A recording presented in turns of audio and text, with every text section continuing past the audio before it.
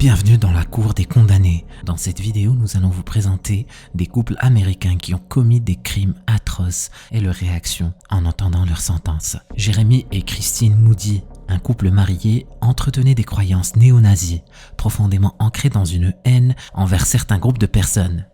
Ces vues extrêmes allaient bientôt catalyser un événement tragique. Leur vie avant les meurtres, bien que peu documentée, était manifestement éclipsée par leur idéologie extrémiste.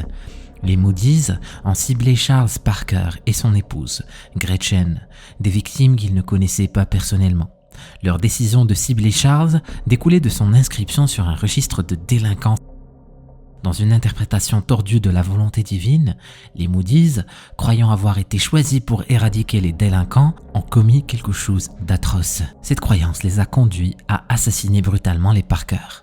Le couple a été appréhendé en grande partie grâce aux images de surveillance de la maison des Parker et aux tatouages distinctifs de Jeremy, qui comprenaient Skinhead sur son cou et White Power sur sa tête. Ces tatouages étaient plus que de simples œuvres corporelles, ils étaient des déclarations audacieuses de ces vues extrémistes. Au tribunal, l'attitude des Moody's était étonnamment impénitente. Lors de l'interrogatoire, ils ont ouvertement avoué leurs crimes et ont révélé de manière glaçante leur plan de cibler davantage de délinquants sexuels. Not a day goes by that I don't regret something happened. And I know that what I've done is a sin. And I believe that God has forgiven me of it. Please have mercy on Christine and I so we can still have a chance to grow old together as husband and wife. The Bible clearly states thou shalt not kill. I'm sorry I broke that commandment, but I truly believe God has forgiven Jeremy and I. Leur confession, dépourvue de remords, a souligné leurs croyances profondément enracinées et la menace qu'ils représentaient.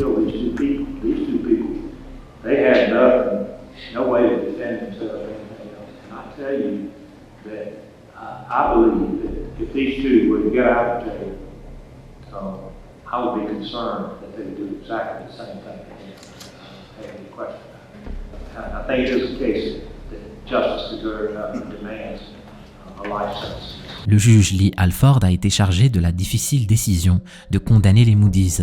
Après avoir entendu leur plaidoyer, qui comprenait une demande de rester ensemble, le juge Alford a condamné les deux à la prison à vie, sans possibilité de libération conditionnelle. Dans un moment poignant, le couple a partagé un dernier baiser avant d'être séparés.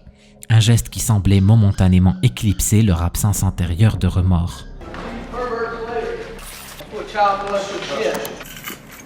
I think Jeremy and I would have done it again if given the opportunity. I have no regrets. Killing that pedophile was the best day of my life. What about what you said in court about repenting? Is that not true then? No, it's not true. My lawyer made me say it. Do you have anything to say to the victim's family? May they die also. Abonnez en commentaire et je te répondrai personnellement. Numéro 2.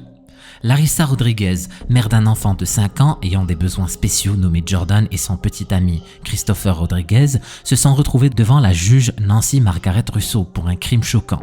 Une nuit tragique, Christopher a amené Jordan, inconscient, à Larissa, qui au lieu de chercher de l'aide médicale, a donné à l'enfant une douche froide et l'a mis au lit. Le jour suivant, Jordan a été retrouvé mort. Au lieu d'appeler les services d'urgence, le couple a choisi un chemin macabre. Ils ont enveloppé le corps de Jordan dans des couvertures et des sacs contenant des boules de naphtaline et l'ont enterré dans leur jardin. Cet acte de dissimulation choquant a laissé tout le monde sous le choc. Le crime a été découvert presque 2 mois plus tard lorsque la police a reçu un indice du frère de Christopher. Lorsqu'elle a été interrogée initialement, Larissa a prétendu de manière trompeuse que Jordan était au Texas avec son père. Un mensonge qui s'est rapidement effondré. Well, we got a call wanting us to check on the well-being of the 4 to 5-year-old. Do you have a child with special needs? Oh, Jordan? Yes, I do. How old is Jordan? Jordan, he is just turned 5. Where's Jordan at? He's with his dad. La police est revenue le lendemain, confirmant l'indice du frère selon lequel Jordan était enterré dans le jardin.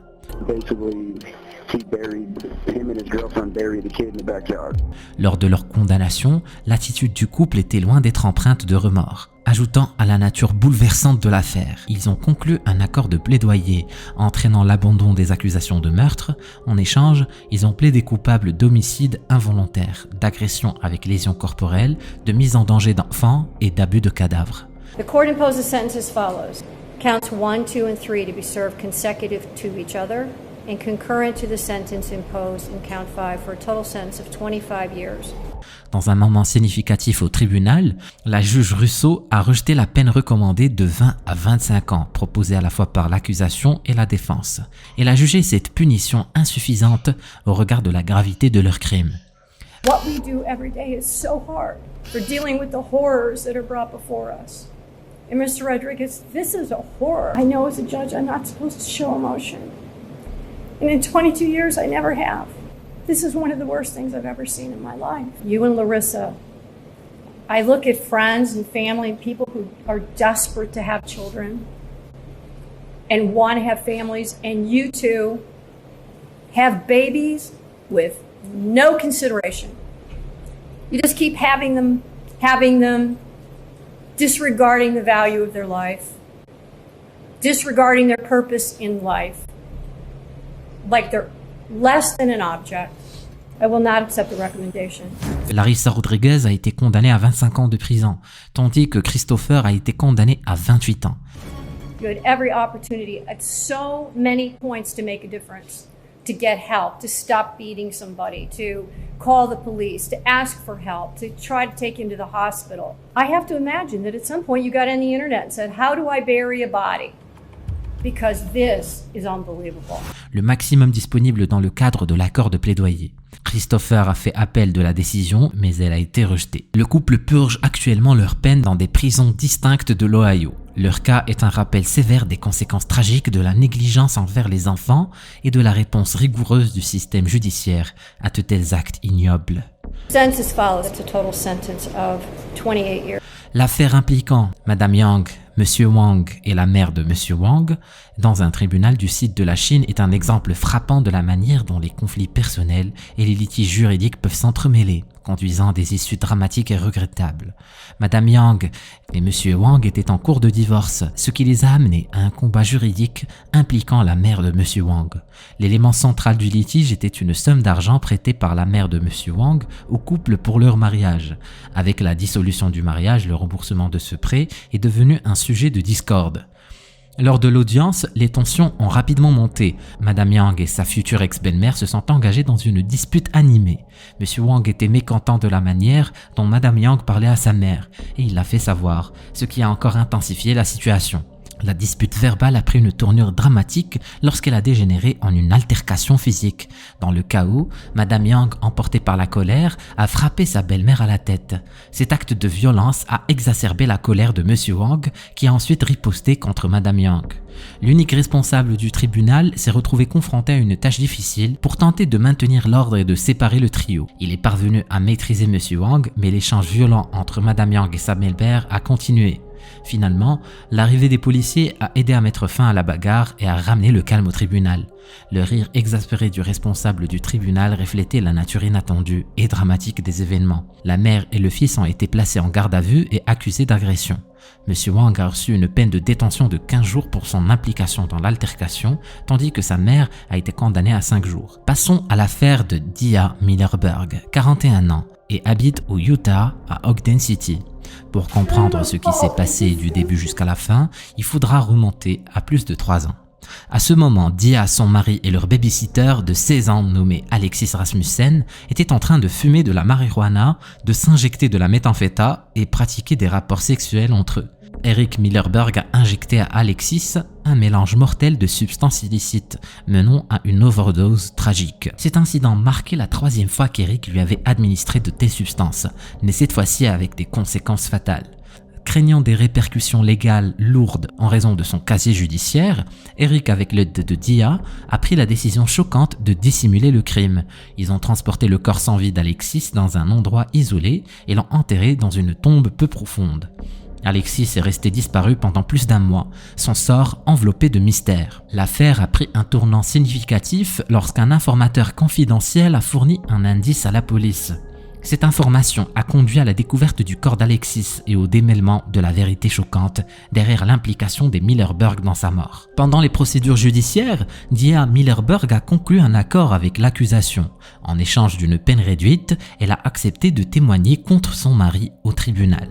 Dia a plaidé coupable à plusieurs chefs d'accusation, y compris entrave à la justice, acquisition illégale de médicaments sur ordonnance et profanation de corps. Lors de sa condamnation, Dia Millerberg s'est adressée à la famille de la victime, un moment probablement chargé d'émotions et de regrets. I am appalled and disgusted by what I've done. And for your family, in a way I can't fix. You're in my prayers, and I hope one day you'll be able to forgive me, and that God will bring me peace. Your Honor, I'm not gonna make excuses for. Le juge Brant West a ensuite prononcé sa sentence. The bottom line is, Ms. Millerberg, I do think that prison is the appropriate sentence in this particular situation. I realize that 3 years of allowing you to rebuild and your family and everything of that nature, and then to come in and say, okay, Judge, you're going to destroy that. But I take these cases as I find them to be.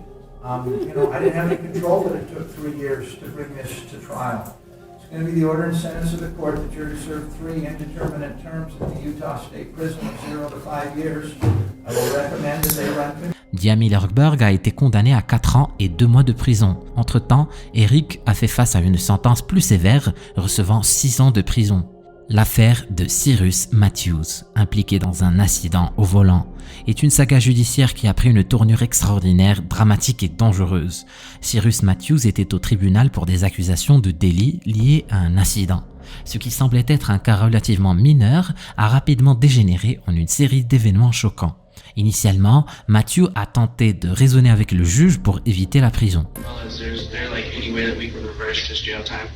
Well, you're going to go to jail today. If you need to get out to attend a hearing, we can consider furloughs. Cependant, lorsque ses efforts ont échoué, il a adopté une approche plus radicale. Dans un moment surprenant, Matthews a quitté précipitamment la salle d'audience, suivi de près par sa petite amie. À mi-chemin de son évasion, il a semblé reconsidérer son geste, mais la présence de sa petite amie a dissipé toute hésitation. Une fois à l'extérieur, Matthews et sa petite amie se sont enfuis à grande vitesse. Leur tentative d'évasion s'est transformée en une poursuite à haute vitesse, atteignant des vitesses allant jusqu'à 130 km/h. La poursuite a pris fin lorsque Matthew, dans une manœuvre digne d'un film d'action, a percuté un SUV blanc. L'officier Walter est rapidement arrivé sur les lieux. Heureusement, les passagers du SUV, un couple avec un bébé, n'ont été que légèrement blessés.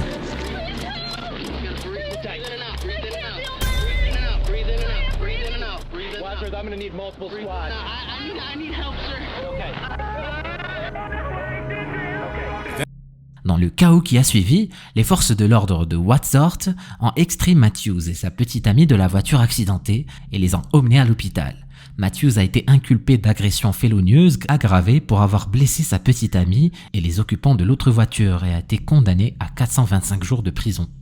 La petite amie de Matthews n'a pas été tenue responsable des événements, bien qu'elle ait été impliquée dans la séquence des événements qui ont suivi l'évasion du tribunal. Vous en pensez quoi? Est-ce qu'elle aurait aussi dû être condamnée? Laissez-moi vos avis dans les commentaires.